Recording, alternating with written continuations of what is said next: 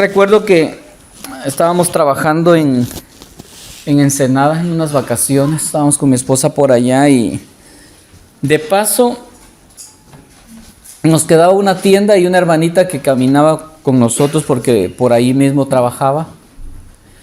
Me había comentado, dice, hermano David, fíjese que por donde paso hay una Santa Muerte en una tienda, dice, pero es una, dice, bien así, bien grande, del tamaño de una persona. Y cuando pasamos ya me dijo dónde era y asomé, iba ella con nosotros, recuerdo, creo que ibas esa vez.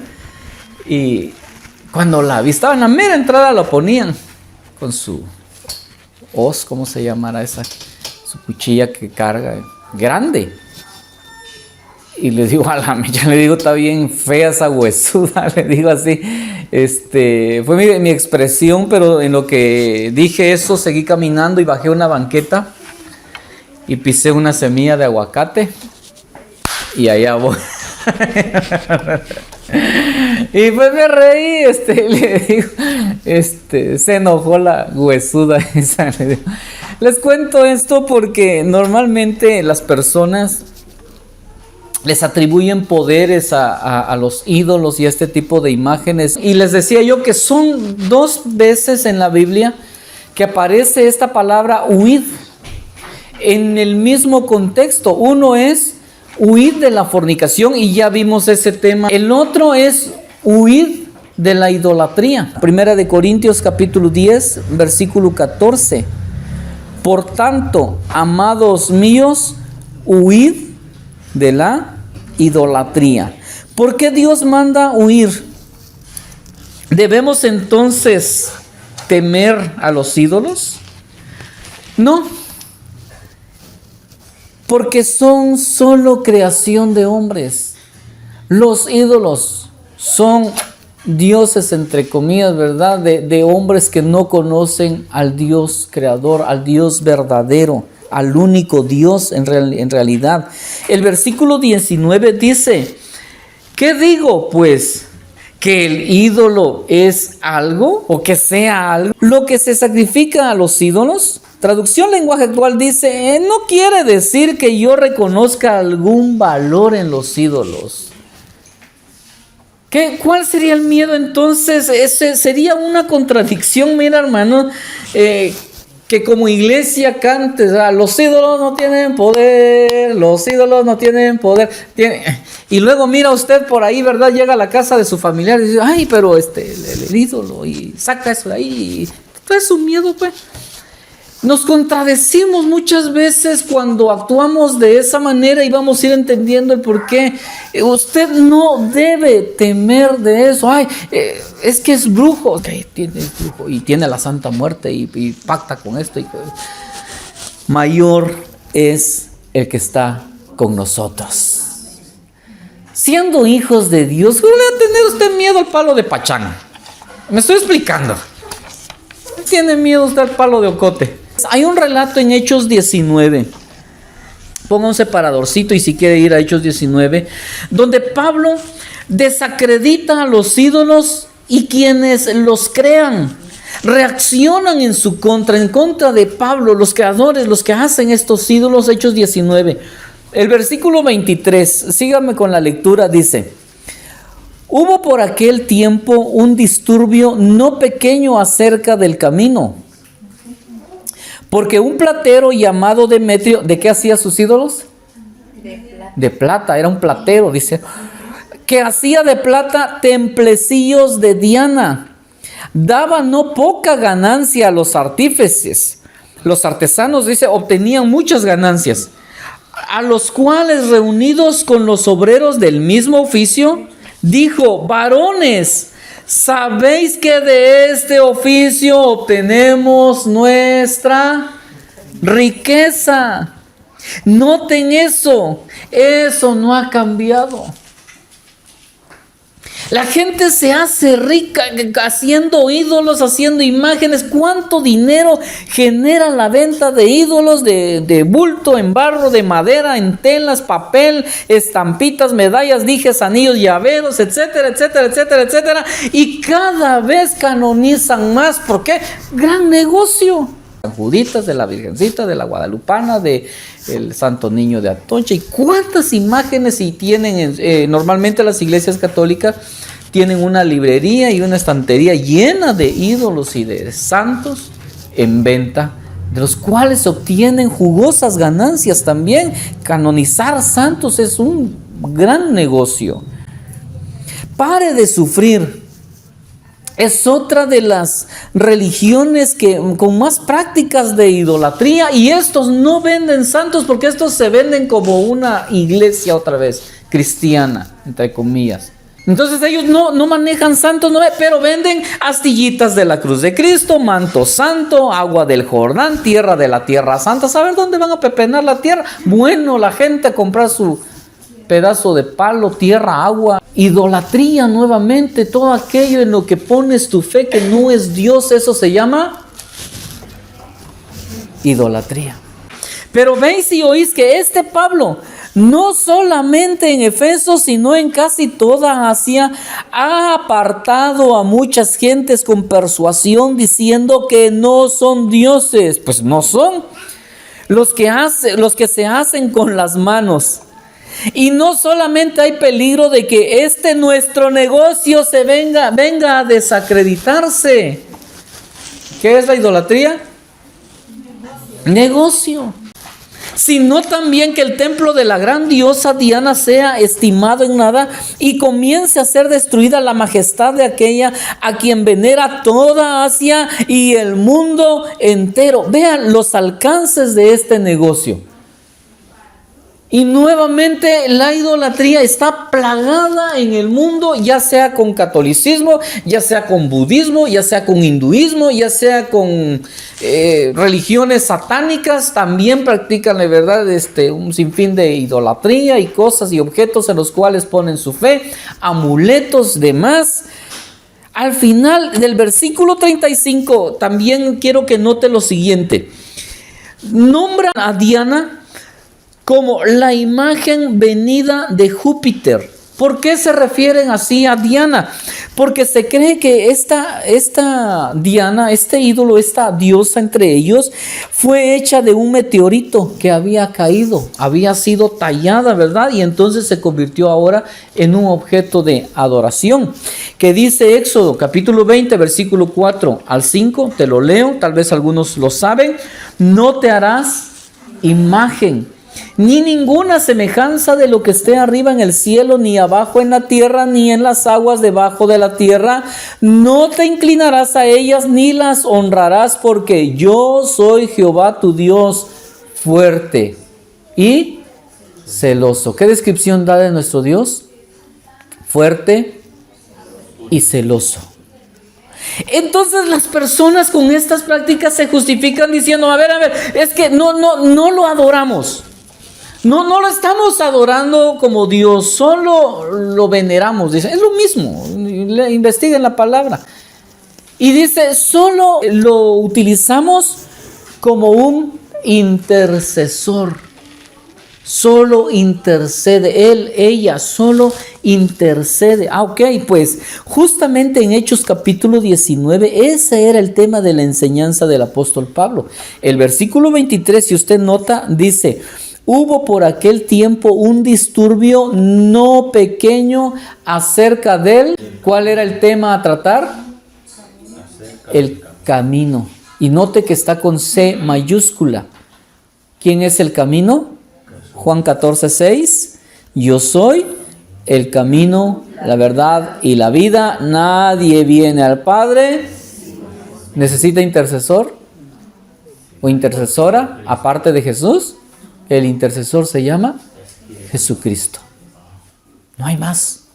Y ese era el tema allí. Y por eso el tema de la idolatría, porque lo buscan como intercesor. ¿Por qué a Dios le molesta tanto la idolatría?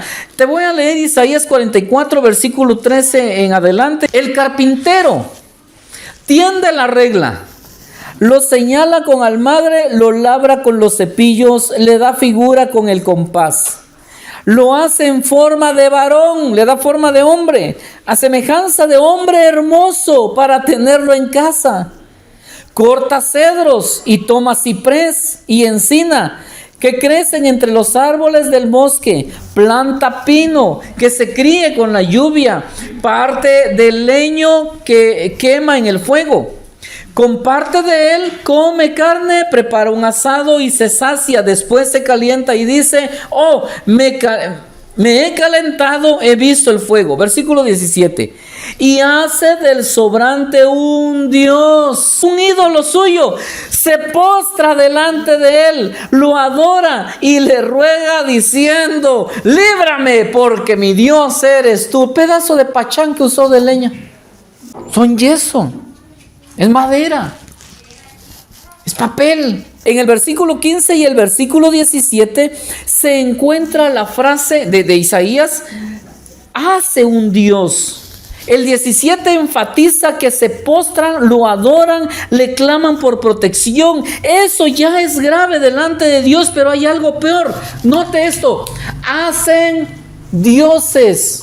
Se hace un dios. El hombre inconscientemente le está diciendo a Dios: yo soy más grande que tú. Tú haces hombres. Tú creas hombres, yo creo dioses. Y Pablo cuestiona: ¿eres tú más fuerte que Dios? Primera de Corintios 10, 22. ¿O provocaremos a celos al Señor? ¿Somos más fuertes que Él? Presta atención a este versículo y piense nuevamente por qué nos pide huyan de la idolatría. Noten cómo dentro del contexto, ahora vamos a estudiar el contexto de 1 Corintios. Si Dios está diciendo, no es que yo crea que los ídolos sean algo. ¿Por qué dice Dios, yo me pongo celoso? Soy Dios fuerte y celoso, no hagas esto. ¿Por qué pide huyan de la idolatría? Se usa mucho la palabra celos. La palabra celos, cuando se habla de idolatría, está muy, muy marcada, muy enfatizada. Constantemente se usa esa palabra. Deuteronomio 32, 21, te lo leo. Ellos me movieron a celos con lo que no es Dios. Israel me provocó a celos, practicando, siéndome infiel con los ídolos, lo que no es Dios. Me provocaron a ira con sus ídolos. Yo también les moveré a celos con un pueblo que no es pueblo. Miren que Dios nos utilizó a nosotros para darle celos a Israel. Esa es la segunda razón por la que Dios nos dice huye. Escuche. Porque, número 2, la idolatría es el equivalente espiritual de la infidelidad física en el matrimonio. ¿Se acuerdan que ya estudiamos huyan de la fornicación? Y aprendimos todos los porqués de. Pues la idolatría es el equivalente de la infidelidad en el matrimonio. Por eso Dios dice, huyan de la fornicación a la par de huir de la idolatría. El que fornica y adultera es infiel a su pareja. El que practica idolatría es infiel a Dios. Ahora va a cobrar sentido el siguiente pasaje, 1 Corintios capítulo 6, versículo 9. ¿No sabéis que los injustos no heredarán el reino de Dios? No erréis, léalo conmigo, ni los fornicarios, ni los idólatras, ni los adúlteros, ni los afeminados, ni los que se echan con varones. Esos no heredarán el reino de Dios. Pero ponga atención, todos los pecados que están enlistados aquí son pecados sexuales, de relación, de intimidad, y solo uno parece estar fuera de contexto. ¿Cuál es? La idolatría, pues no está fuera de contexto, porque la idolatría es adulterio espiritual, infidelidad a Dios, traición a Dios, deslealtad a Jesús, el novio de la iglesia. Esa es la gravedad del tema, y por eso Dios constantemente utiliza la figura del adulterio de su pueblo con los ídolos. Y ejemplifica el adulterio. Él ilustra de manera objetiva y manda a Oseas a casarse con una prostituta. Esa prostituta es el pueblo de Dios. Oseas representa a Dios fiel y amoroso, que no le importa el pasado de la prostituta y la toma por esposa, y se cree, cualquiera diría, la prostituta ahora va a estar agradecido con Oseas porque un profeta de Dios fijó sus ojos en ella. No, al rato ya lo engañó con otro. Y entonces Oseas dice: Señor, ahora mira, esa mujerota ya me engañó, y yo por eso no quería una prostituta para mí, si soy siervo tuyo. Pero ahora que ya me engañó, ahora sí yo creo que ya me puedo buscar otra. Y Dios dice: perdonala y buscala y vuélvela a traer. Y vez tras vez, y Dios le dice: perdónala y trae. Y luego le dice: así son ustedes, mi pueblo, como esa prostituta que vez tras vez adulteran con los ídolos. Señor, ya estoy entendiendo. El novio es Jesucristo, que se fue a preparar lugar para vosotros, para que donde Él está, usted esté con Él. Y el novio volverá por la novia, volverá por la iglesia, pero Él no quiere que en tanto Él está lejos trabajando, haciendo su casita allá, usted esté fornicando aquí con el ídolo, con cualquiera que sea. ¿Por qué Dios nos cela y nos dice: huye de la idolatría, si Él mismo dijo que no son más que restos de leña que se quema? Tercero, igual que en la fornicación física, hay espíritus involucrados aparte de los cuerpos. ¿Se acuerdan que en el tema de la fornicación les dije, no solamente está relacionado tu cuerpo, sino tu espíritu y el espíritu de la otra persona? Se relacionan. En la idolatría ocurre lo mismo. Hay espíritus involucrados, demonios. Ponga atención a lo que sigue, que empiezo a terminar con esto, pero por favor présteme mucha atención. Si somos hijos de Dios, no debemos temer a los ídolos ni a quienes con ellos trabajan, porque mayor es el que está con nosotros. ¿Vamos bien hasta ahí? Sin embargo, sí debemos temer, no a los ídolos, a Dios, porque Él reprueba esa práctica por todo lo que ya vimos. Huir de la idolatría no tiene que ver con huir de la figura, de la estatua, de la estampita, de la madera tallada, sino con la práctica. Huir, ¿por qué? Porque detrás de esa madera, detrás de esa estampita, detrás de esa imagen, detrás de ese ídolo, lo que hay son demonios.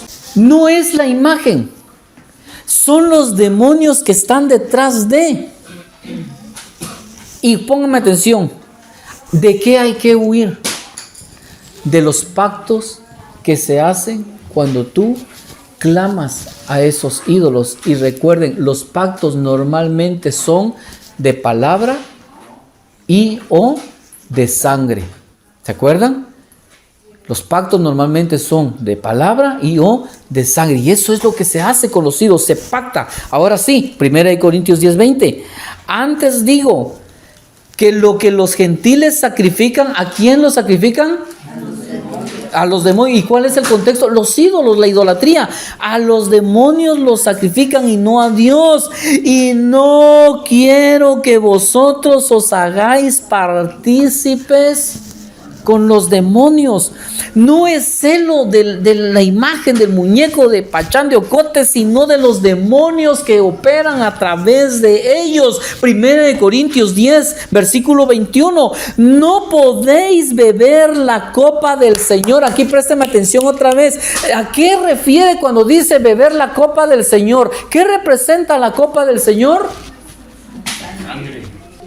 El pacto. No podéis beber la copa del Señor y la copa de los demonios. Quienes practican idolatría también están pactando pactando, haciendo pactos con demonios. Luego dice, no podéis participar de la mesa del Señor. ¿Qué representa aquí la mesa del Señor nuevamente? Pactos. No puedes participar de la mesa del Señor y de la mesa de los demonios. ¿Cuántos han escuchado la frase recibió su mesa? Es que tienes que recibir de pactos. ¿Qué es recibir su mesa? Pactar con demonios. Señor, estoy entendiendo. Son pactos. Un brujo, un chamán ha pactado, recibe su mesa, hizo pacto con los demonios que operan a través de los santos con los que trabajan, y santos entre comillas nuevamente. Santiago capítulo 4, versículo 4. Oh almas adúlteras, ¿no sabéis que la amistad del mundo es enemistad contra Dios? Cualquiera pues que quiera ser amigo del mundo se constituye, ¿y cómo los llama al principio? Almas. Es adulterio espiritual, prostitución espiritual. 5. ¿O pensáis que la Escritura dice en vano, el Espíritu que Él ha hecho morar en vosotros nos anhela celosamente? Pero Él da mayor gracia. Por esto dice, Dios resiste a los soberbios y da gracia a los humildes. Versículo 7, léalo también conmigo, por favor.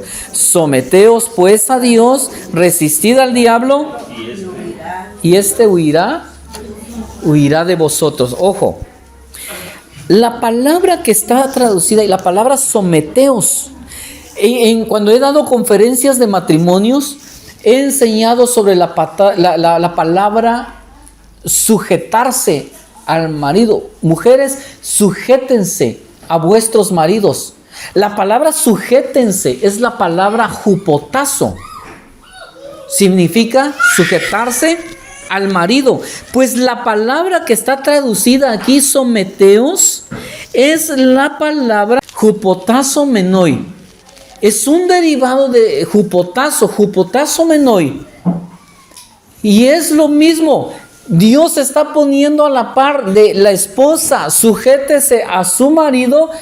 Iglesia, sométase a Dios, sujétese a Dios.